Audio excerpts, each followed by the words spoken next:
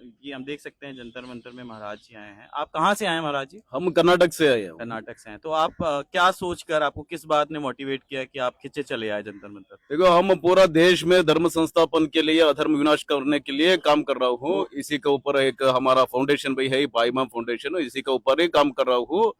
ये सीजेपी है, ये अच्छे काम कर रहे हैं अधर्म के विनाश के लिए। एक आदमी है 20 बच्चे का मरने के लिए कारण है, जिम्मेदार है। जिम्मेदार है। तो आप उसे हक वो क्या मानते हैं? उसको वो रेसिग्नेशन देना, ये वो आपकी मांग है। वो रेसिग्नेशन हम मांग रहा हूँ। क्योंकि कोई भी हो, किसी भी पार्टी हो गवर्नमेंट में, वो सिस्टम ठीक होना चाहिए, वो सही से सिस्टम चलाना चाहिए। इसके लिए कौन कौन लोग जिम्मेदार आप मानते हैं? जो सिर्फ धर्मेंद्र प्रधान जिम्मेदार है कि पूरा सरकारी तंत्र देखो, जिम्मेदार है कि पहला नरेंद्र मोदी भी जिम्मेदार है? पहला किसको जिम्मेदारी, किसी रेस्पॉन्सिबिलिटी दे दिया था, वो रेस्पॉन्सिबिलिटी सही से निभालना, नहीं तो उसको निकालना।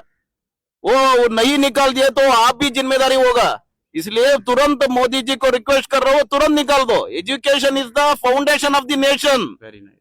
सो education, we are not terror, we are the future of the nation. But आपको ये नहीं लगता है कि उनको हटाने बस से ये ठीक नहीं होगा? हमारे देश के जो प्रधानमंत्री हैं, उनके शय में जब 100 पेपर लीक हो जाते हैं, 21 लोग मारे जाते हैं, तो उनकी भी जिम्मेदारी है। उनको भी संन्यास ले लेना चाहिए राजनीति से, जब उनसे नहीं संभल रहा है ये देश। क्योंकि किसी भी सेना का सेनापति जो होता है ना, उसकी जिम्मेदारी होती है। तो अभी तो देखा जाए देश के सेनापति वही है। तो सिर्फ धर्मेंद्र प्रधान, या आप चाहते हैं कि सरकारी तंत्र में जो हमारा भारत है, वो बदलाव की जरूरत है?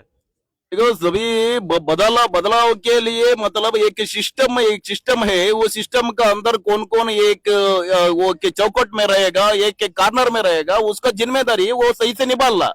नहीं तो वही ये भी जिम्मेदारी होगा बाद में, वो इसको तुरंत नहीं निकाल दिया तो मोदी जी आप उसका जिम्मेदारी होगा। मोदी जी का भी जिम्मेदारी हो। हाँ, तो जिम्मेदारी होगा, वो इसको तुरंत नहीं निकाल दिया तो। हमारे साथ में आपका नाम क्या है? आलोकेश्वर। आलोकेश्वर हैं, जो कि कर्नाटक की एक प्रकार से समझ लीजिए प्रतिनिधि हैं, जो कर्नाटक की आवाज बन के जंतर मंतर पे आए हैं।